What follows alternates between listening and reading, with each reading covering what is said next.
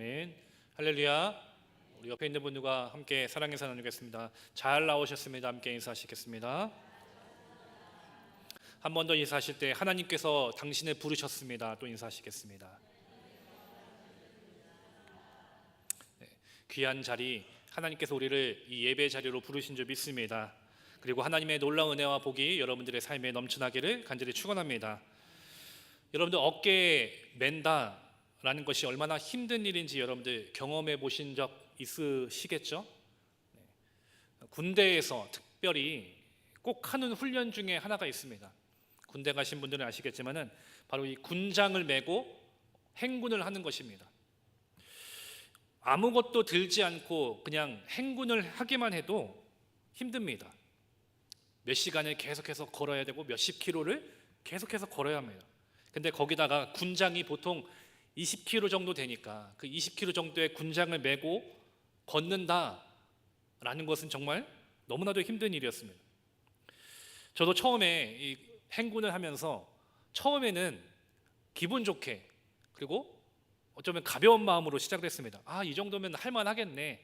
열심히 이제 앞을 따라서 걸으면서 여러 가지 옆에 있는 전우와 얘기도 하면서 그렇게 걸어갔습니다.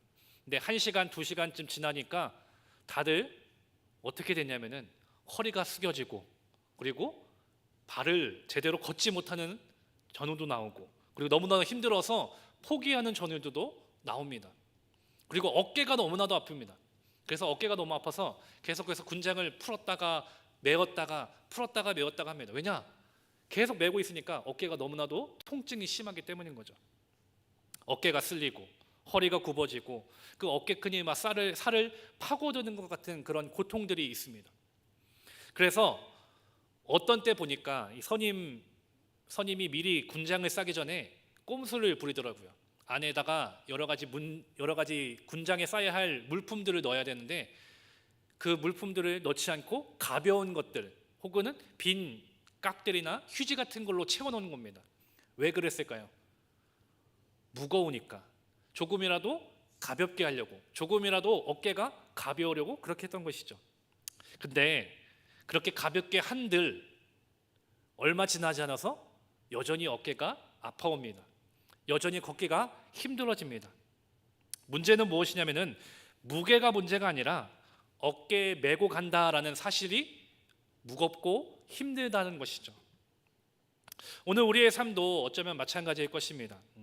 책임을 내 어깨에 메고 간다는 것, 또 관계 속에서 어깨를 맨다는 것, 가정의 무게, 사역의 무게, 또 예배의 무게, 여러 가지 우리의 무게를 생각했을 때 어깨가 힘들고 아플 수밖에 없을 것입니다. 그래서 본능적으로 어떤 생각을 하게 되냐? 어떻게 하면 조금 더 편할 수 있을까?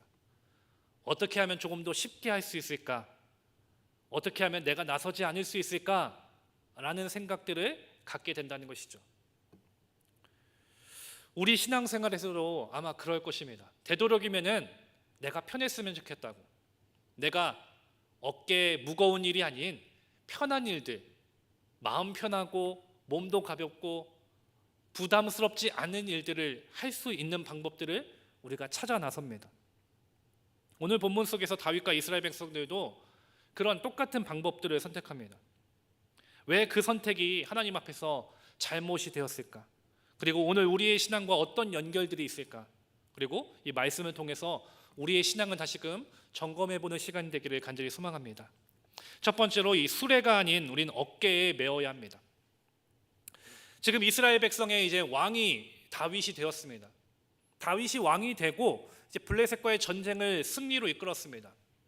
그렇게 이제 나라가 안정되고 자신의 왕위가 이제 굳건해지니까 가장 먼저 품었던 마음이 무엇이었냐면은 버려져 있었던 하나님의 언약궤를 다시 모셔오는 일이었습니다. 사무엘상 4장 이후로 하나님의 임재를 상징했던 이 언약궤가 방치되어 있었습니다. 그래서 하나님의 마음에 합했던 다윗은 누구보다 하나님을 진심으로 생각했기에 하나님을 모시고 나의 이 이스라엘의 왕위를 그리고 이스라엘이라는 이 나라를 새롭게 시작해야겠다라는 마음을 품었습니다. 어쩌면 정말 귀한 마음이고 아름다운 마음이죠. 그렇게 다윗이 이 일을 위해서 백성들을 모읍니다. 제사장을 또 레위인들을 악기와 찬양대까지 모두 동원해서 하나님의 언약궤를 모셔드리는 일을 준비합니다. 5절 말씀을 보니까 다윗과 이스라엘 온 족속은 잣나무로 만든 여러 가지 악기와 수금과 비파와 소고와 양금과 제금으로 여호와 앞에서 연주하더라 라고 했습니다.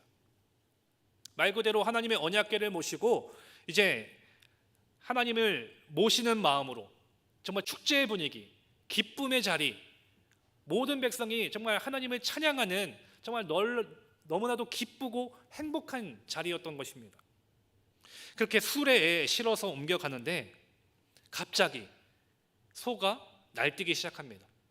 그 소가 뛰다 보니까 이 수레에 있었던 언약궤가 흔들리면서 어떻게 됐을까요? 언약궤가 땅으로 떨어지게 되는 것이죠. 그때 그 옆에 서 있었던 웃사가 본능적으로 이 언약궤에 손을 댑니다. 왜 그랬을까요? 왜 언약궤에 손을 댔을까요? 언약궤가 떨어지면 안 되니까. 자연스러운 반응이지 않습니까? 언약궤가 떨어지면 안 되지 하면서 손을 뻗은 것이죠. 근데 그 순간 성경은 이렇게 말합니다. 7절 말씀, 우리 7절 말씀 함께 한 목소리를 봉독합니다. 여호와 하나님이 웃사가 잘못함으로 말미암아 진노하사 그를 그곳에서 치시니 그가 거기에 하나님의 곁에서 죽으니라. 아멘. 여러분들 이 장면이 충격적이지 않습니까? 저는 처음에 이 말씀을 봤을 때 의문이 들었고 이해가 되지 않았습니다. 하나님, 웃사가 언약궤가 땅에 떨어지는 것을 잡으려고, 떨어지지 않으려고 그렇게 손을 댄 것인데 왜 하나님은 웃사를 죽이셨습니까? 왜 그렇게까지 하셔야 했습니까? 어쩌면 웃사가 언약궤를 잡으려고 했던 것은 좋은 의도 아닙니까? 선한 의도 아닙니까? 이런 마음이 들었습니다. 이런 의문도 들었습니다. 왜 죽이셔야 했을까? 하나님 좀 너무하신 거 아닌가? 여러분들도 그런 생각 들지 않으셨습니까? 근데 말씀을 깊이 묵상하고 또 계속해서 말씀을 보면서 깨달았던 것은 문제가 웃사가 손을 뻗은 그 한순간만이 문제가 아니라 이 전부터 문제가 있었다라는 것이죠. 여러분들 언약궤에 어떻게 옮겨야 합니까? 언약궤는 어떻게 옮겨야 할까요? 하나님께서 그냥 아무런 말씀 없이 언약궤를 옮기라고 말씀하셨을까요? 명령하셨을까요? 하나님께서는 이미 이전에 아주 오래전부터 어떻게 해야 하는지에 대한 방법들을 알려주셨습니다. 민수기 4장 15절에 보니까 진영을 떠날 때 아론과 그의 아들들이 성소와 성소의 모든 기구 덮는 일을 마치거든 고앗 자손들이 와서 맬 것이니라. 그러나 성물은 만지지 말라. 그들이 죽으리라. 회막 물건 중에서 이것들은 고앗 자손이 맬 것이며 라고 했습니다. 만지지 말라고 했습니다. 만지면 어떻게 된다고 했습니까? 죽는다라고 했습니다. 그리고 어떻게 하라고 했습니까? 고앗 자손들이 와서 매라고 했습니다. 하나님이 이미 알려주셨죠. 이렇게 해야 된다. 이렇게 하지 않으면 죽는다. 고앗 자손이 어깨에 메고 움직이는 것, 그것이 하나님이 말씀하신 유일한 방법인 것이죠. 근데 지금 이스라엘 백성들이 다윗이 어떻게 옮기고 있습니까? 3절 말씀을 보니까 새 수레에 실어서 옮겼다라고 했습니다. 어디에 실었다고요? 새 수레. 하나님이 말씀하신 방법대로 한 것입니까? 아닙니까? 아닌 것이죠. 이 새 수레라는 것은 블레셋 사람들이 쓰던 방식을 말합니다. 즉 겉으로 보기에는 편한 방법입니다. 얼마나 편합니까? 어깨에 매지 않고 수레에 실어간다는 것. 당연히 무거운 물건들은, 여러 가지 물건들을 나를 때는 수레에 실어가는 게 사람 입장에서는 너무나도 편하지 않겠습니까? 사람이 힘도 덜 들고 무겁지 않고 그리고 어쩌면 화려하게 옮겨갈 수도 있습니다. 근데 중요한 것이 있습니다. 이것은 결국 하나님께서 말씀하신 방법이 아니다라는 것이죠. 하나님의 방법이 아니라 블레셋의 방식, 즉 세상의 방법이라는 겁니다. 레위기 10장에서 나답과 아비후의 사건도 똑같습니다. 레위기 10장 1절과 2절 말씀에 보니까 이렇게 말씀합니다. 아론의 아들 나답과 아비후가 각기 향로를 가져다가 여호와께서 명령하시지 아니하신 다른 불을 담아 여호와 앞에 분향하였더니 불이 여호와 앞에서 나와 그들을 삼키매 그들이 여호와 앞에서 죽은지라. 여기서 중요한 것은 나답과 아비후가 아무것도 안 한 게 아닙니다. 그들도 향로를 들고 나왔다라고 했죠. 그들도 불을 담아서 분향했습니다. 쉽게 말하면 오늘날 예배를 드렸다라는 겁니다. 근데 문제는 그들이 드린 불이 뭐라고 했습니까? 여호와께서 명령하시지 아니한 불이다라는 겁니다. 그들이 가져온 불, 그들이 드린 불이 내 딴에서는 정성껏 준비한 불일 수 있겠지만 하나님이 보셨을 때는 하나님이 인정하시지 않는, 하나님이 명령하시지 않은 불을 드린 것입니다. 그로 인해서 나답과 아비후도 죽임을 당합니다. 여러분들 어떠십니까? 우사가 죽은 것이 하나님이 너무한 일일까요? 나답과 아비후가 죽은 게 하나님이 정말 너무한 일이십니까? 처음에는 그런 생각이 들었습니다. 그런데 너무한 거는 하나님이 아니라 우사였고 나답과 아비후였던 겁니다. 왜냐? 하나님께서 이미 말씀하시고 알려주셨는데 그 말씀대로 따르지 않았기 때문에, 그 말씀대로 행하지 않았기 때문인 겁니다. 하나님의 방식이 아니라 내가 하고 싶은 대로, 내 뜻대로 저 세상의 방식을 취해서 하나님 앞에 드렸던 겁니다. 즉 하나님께서 말씀하시고 원하시는 예배가 아니라 철저하게 내 중심으로, 내가 원하는 대로, 내 뜻대로 내어놓은 것입니다. 이처럼 이 어깨에 맨다라는 것은 하나님이 정하신 방식을 그대로 받아들이는 경외하는 태도를 말합니다. 그리고 내 생각보다, 내 뜻보다 하나님의 말씀을 앞세우는 순종의 태도를 바로 어깨에 맨다라고 말하는 것입니다. 사랑하는 우리 신갈교회 성도 여러분, 오늘 우리의 신앙은 어떻습니까? 오늘 나의 신앙은 어떻습니까? 어쩌면 우리도 우사처럼 그 수레 곁을 따르고 있고 나답과 아비후처럼 이 향로를 들고 서 있는데 정작 하나님의 말씀 앞에 서 있지는 않는 것 아닙니까? 겉으로 보기에는 하나님 앞에 예배 드리는 것처럼 보일 수 있습니다. 주일이면 예배당에 오고 찬양하고 설교를 듣습니다. 근데 우리의 중심을 깊이 들여다봤을 때, 내가 내 자신의 모습을 들여다봤을 때 이 언약궤를 그냥 편리한 수레에 실어서 끌고 가는 모습은 내 모습은 아니었습니까? 어쩌면 우리는 어느새 예배자가 되어야 하는데 관객이 되어버리지 않았습니까? 그렇게 예배를 평가하고 있지 않습니까? 아, 오늘 찬양은 괜찮네. 아, 오늘 설교 말씀은 좀 지루한데. 여러분들, 은혜의 기준이 하나님께 있는 게 아니라 내 기호와 내 만족에 놓여 있다면은 우리는 그렇게 수레에 실어가는 그런 어리석은 모습일지도 모릅니다. 내 삶에 방해가 되지 않는 선에서 내 몸과 마음이 편하면 그걸로 된다, 만족한다, 좋았다 라고 말한다면 우리는 지금 수레에 실어가는 자들과 다르지 않다라는 겁니다. 그것은 하나님 중심의 예배가 아닙니다. 누구 중심의 예배입니까? 나 중심의 예배죠. 예배는 하나님께 드리는 것입니다. 예배는 하나님이 받으시는 것입니다. 예배는 하나님이 만족하셔야 하는 겁니다. 내 만족이 아닙니다. 내가 만족했다고 끝이 아닙니다. 하나님이 만족하셔야죠. 그래서 우리는 수레가 아니라 어깨에 매야 하는 겁니다. 왜 어깨에 하나님께서 매라고 하시겠습니까? 수레는 편합니다. 그런데 수레에 싣는 순간 언약궤와 멀어집니다. 하나님과 멀어지는 것이죠.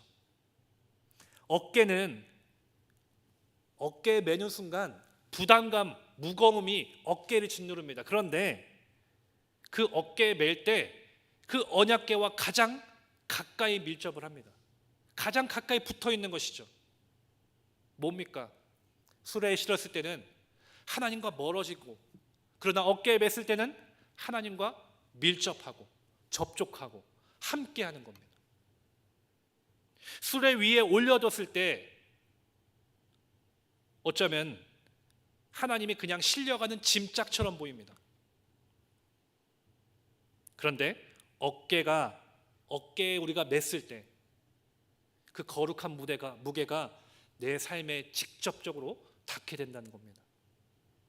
그래서 어깨에 맨다라는 것은 부담스럽습니다. 그러나 하나님과 가까워지는 자리입니다. 어깨는 아픕니다. 그러나 하나님을 깊이 경험하는 자리입니다. 어깨는 무겁습니다. 그러나 하나님의 임재가 그 자리에 머무는 것입니다. 그래서 하나님께서 수레가 아니라 어깨에 매라고 하시는 것은 단순한 방법이나 절차가 아니라 하나님과의 관계 속에서의 친밀감, 하나님과의 관계와의 거리, 그리고 우리 신앙의 중심이 하나님과 함께하는 것, 하나님 중심으로 있는 것, 그것을 하나님께서 원하신다는 것이죠. 여러분들, 물론 어깨에 맨다는 것 쉽지 않습니다. 어렵습니다. 힘듭니다. 때로는 무게 때문에 어깨가 빠질 듯한 고통이 있고, 때로는 내 자존심도 내려놔야 할 때도 있습니다. 시간과 물질을 들여야 하니 부담스럽기도 합니다. 그래서 우리는 어쩌면 본능적으로 수레를 찾을지도 모릅니다. 좀 더 편한 방식으로. 하나님, 이 정도면 됐지 않습니까? 제 형편 아시잖아요. 꼭 이렇게까지 해야겠습니까? 네, 기억하시기 바랍니다. 하나님의 임재는 그 수레에 머물지 않습니다. 어깨에 맸을 때, 어깨에 메고 갔을 때 순종하여 내어드린 그 어깨 위에 하나님께서 임재하심을 여러분들 믿으시기를 간절히 소망합니다. 시간만 채우는 것이 아니라 하나님을 만나기 위해서 최선을 다해서 드리는 예배, 그 예배에 하나님을 기뻐하시고 임재하시고 은혜 풍성케 해주실 줄 믿으시기를 바랍니다. 누군가 하겠지가 아닙니다. 주님, 제가 여기 있습니다. 제가 하겠습니다. 제가 매겠습니다. 나를 사용하여 주시옵소서. 그렇게 내 어깨를 내어드리는 헌신 위에 하나님이 역사하시고 하나님이 함께 하실 줄 믿습니다. 바로 그 어깨에 매는 신앙이 회복될 때 우리의 삶과 가정과 교회가 회복될 줄 믿습니다. 우리가 그런 주님 앞에 영광 돌리며 기쁨으로 어깨에 메고 갈 수 있는 우리 모두가 되기를 간절히 소망합니다. 더 이상 수레에 싣는 신앙이 아니라 기꺼이 어깨에 메고 갈 수 있는, 어깨에 메고 짊어질 수 있는 우리의 믿음과 우리의 삶이 되기를 간절히 소망합니다. 두 번째로, 이 어깨에 맬 때 하나님의 임재와 복이 머뭅니다. 여러분들, 웃사가 그 죽은 자리, 죽기 전에는 찬양하면서 축제의 분위기였습니다. 근데 죽는 순간, 한순간에 그 자리는 아수라장이 되었습니다. 두려움에 사로잡힙니다. 축제가 멈추고 다들 소리를 질렀을 겁니다. 두려워 떨었을 겁니다. 그래서 그 누구도 더 이상 언약궤에 가까이 가지 않았습니다. 다윗 역시 충격을 받았습니다. 그래서 이렇게 말합니다. 9절 말씀, 우리 9절 말씀 한 목소리 봉독합니다.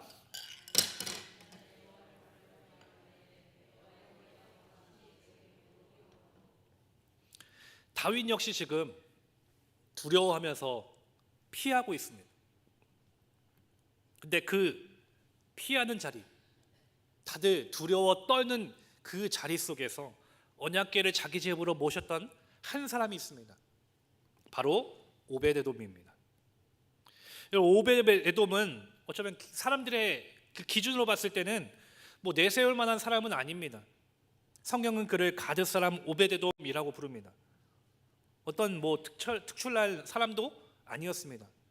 그저 자기 자리에서 조용히 하나님을 섬기는 그냥 한 사람이었습니다. 근데 11절에서 이렇게 기록합니다. 11절 말씀도 한 목소리로 봉독합니다. 여호와의 궤가 가드 사람 오베데돔의 집에 석 달을 있었는데 여호와께서 오베데돔과 그의 온 집에 복을 주시니라. 아멘. 오베데돔뿐만 아니라 그의 집안 전체가 복을 받았다라고 기록합니다. 그 복이 일시적인 한순간의 복이 아니라 훗날 그의 자손들이 성전 문지기와 찬양대 같이 중요한 직분을 맡게 되었고 62명의 큰 가문으로 번성케 되었습니다.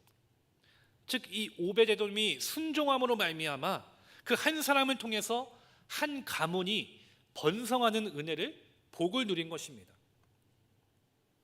여러분들, 이처럼 하나님께서 복 주시는 기준은 어떤 사람의 조건이나 배경에 달려 있는 게 아닙니다.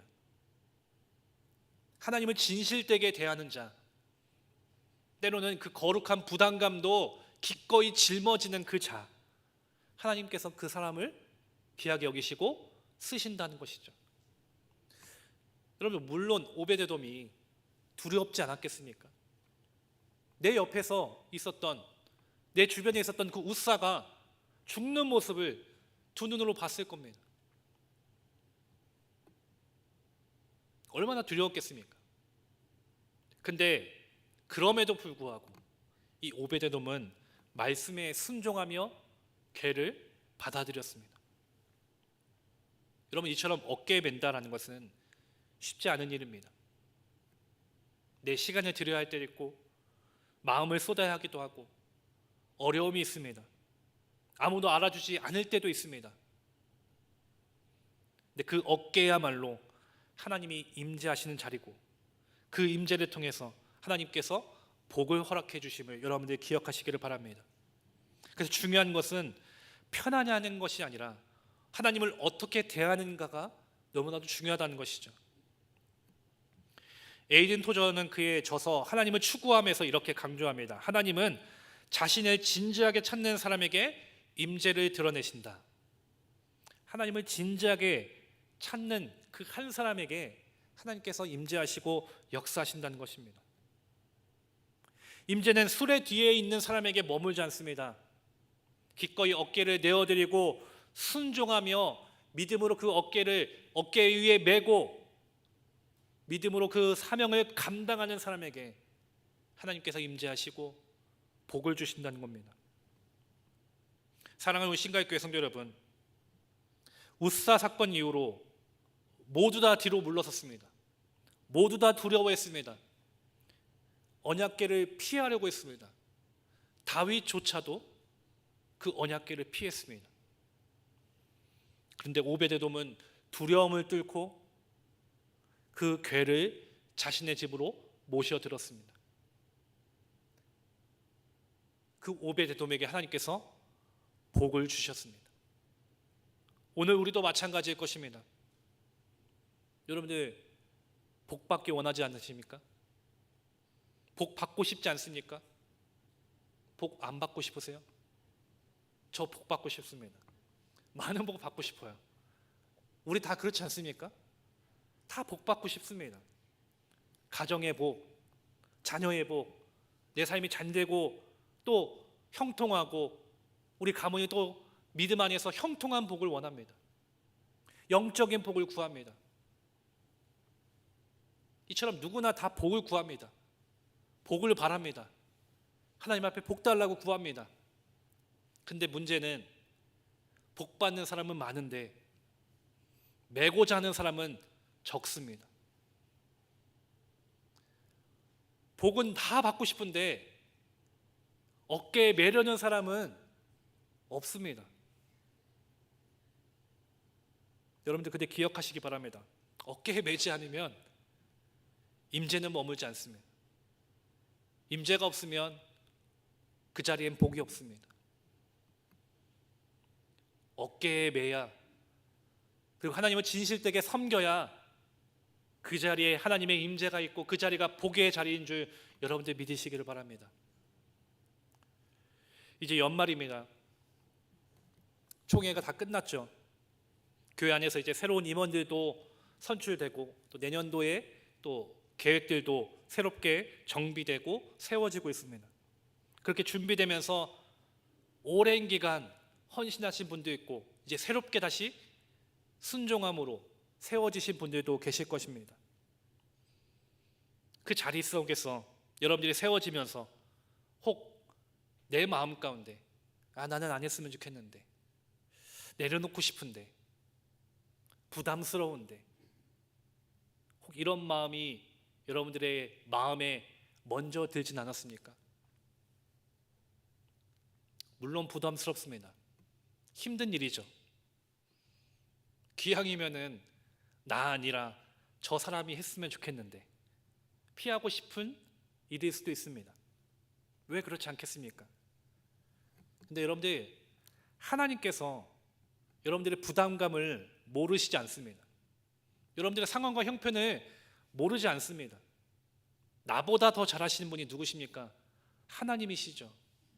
내 부담감, 내 어려움, 내 형편 상황들 하나님이 모르시는 것 같지만 그 누구보다 하나님이 잘 아십니다.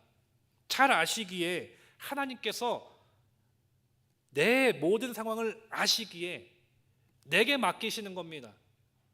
왜? 복 주시려고, 함께 하시려고. 그 무게가 무거울지라도, 어려울지라도, 힘들지라도 왜? 복 주시려고, 함께 하시려고. 그래서 그 어깨에 매라고 하시는 이유는 하나님이 임재하시고 역사하시고 함께 하시고 복 주시기 위함을 여러분들 기억하셨으면 좋겠습니다. 혹시 아직도 부담스러워 하시는 분 계십니까? 혹은 갈등 속에 계신 분 계십니까? 해야 할까 말아야 될까? 해야 하는데 여전히 부담스럽고 여전히 힘들다고 여기십니까? 할 수 있는 힘을 주실 것입니다. 할 수 있는 능력 주실 것입니다. 그리고 그렇게 할 수 있도록 인도해 주실 것입니다. 여러분들, 그러므로 어깨에 매시기 바랍니다. 기쁨으로 기꺼이 매시기를 바랍니다. 순종해 보시기를 바랍니다. 그 순종의 어깨 속에 하나님께서 복 내려 주실 것입니다. 하나님께서 역사하실 것입니다. 하나님의 놀라운 은혜와 평강이 여러분들의 삶에 분명히 나타날 줄 믿습니다. 이제 말씀을 정리하겠습니다. 앞서 얘기했지만 어깨에 매는 것 쉽지 않습니다. 우리가 사명 앞에서도 당연히 망설이게 되고 헌신 앞에서도 주저하게 됩니다. 왜냐? 전 연약한 인간이니까. 근데 그럼에도 불구하고 우리가 이 먼저 어깨에 매기 전보다 우리의 모든 무게와 어려움들과 고통을 짊어지신 분이 계십니다. 바로 예수 그리스도이십니다. 우리의 짐이 어떤 무게인지, 우리의 어려움이 어떤 것인지 그 누구보다 잘 아시고 그 모든 것을 홀로 자신의 어깨로 주님은 메어 가셨습니다. 골고다에 오르실 때 그 십자가의 모진 무게를 홀로 어깨로 메고 가셨습니다. 나의 힘든 것들, 나의 고통들, 나의 고민들, 내 모든 죄들, 그 모든 무게를 친히 메고 가셨다는 겁니다. 그 십자가의 무게는 우리를 살리기 위한 놀라운 사랑의 순종이었고 헌신이었다는 겁니다. 그 주님께서 우리에게 말씀하십니다. 마태복음 11장 28절에서 수고하고 무거운 짐진 자들아 다 내게로 오라. 내가 너희를 쉬게 하리라. 그렇게 우리의 모든 것을 다 짊어지신 주님께서 오늘도 여러분들을 부르십니다. 그리고 여러분들의 어깨에 있는 그 무거운 짐들도 대신 져주시고 우리를 위해 놀라운 은혜와 사랑을 베풀어 주십니다. 그렇기에 주님이 그렇게 가셨기에 우리의 모든 것을 짊어지셨기에 여러분들 그 주님을 한 걸음씩 따라가는 우리 모두가 되기를 간절히 소망합니다. 오베데돔이 자신의 집으로 그 언약궤를 받아들이고 온전하게 하나님을 섬기며 놀라운 은혜와 복을 누렸던 것처럼 예수님을 진지하게 섬기며 사랑하며 예수님을 따라가는 그 한 사람 한 사람들에게 오베데돔에게 임했던 복이 동일하게, 아니 더 크게 오늘 우리에게도 나타날 줄 믿습니다. 그러므로 사랑하는 신갈교회 성도 여러분, 부담스러워도 때론 두려움이 있어도 어려움이 있을지라도 하나님이 맡기신 자리에서 순종하시기를 간절히 소망합니다. 그리고 이렇게 우리가 한 목소리로 함께 고백했으면 좋겠습니다. 따라했으면 좋겠습니다. 주님, 주님, 나를 위해 먼저 걸어가셨기에 저도 순종으로 걷겠습니다. 아멘. 주님께서 먼저 가셨기에 우리도 그 길을 순종으로 따라가겠습니다. 여러분들 그렇게 하나님 앞에 고백하고 결단하고 믿음으로 어깨에 메고 나아갈 수 있는 우리 모두가 되기를 소망합니다. 그 고백 위에 하나님의 임재가 있고 하나님의 은혜와 복이 넘쳐나기를 간절히 축원합니다. 기도하시겠습니다. 사랑과 은혜가 풍성하신 하나님 아버지, 오늘 말씀을 통해서 우리의 신앙이 수레에 싣는 신앙이 아니라 다시 어깨에 매는 신앙으로 회복되어야 함을 알게 하심에 감사합니다. 편리함으로 또는 내 만족을 먼저 바라봤던 이 마음들을 내려놓게 하시고 말씀에 순종하여 주님의 임재를 가까이 모시는 믿음의 성도가 되게 하여 주시옵소서. 우리보다 앞서 우리의 모든 죄와 짐을 지고 가신 그 예수님의 사랑을 기억하게 하시고 이제는 그 사랑을 의지하여 맡기신 자리에서 순종으로 걸어가게 하여 주시옵소서.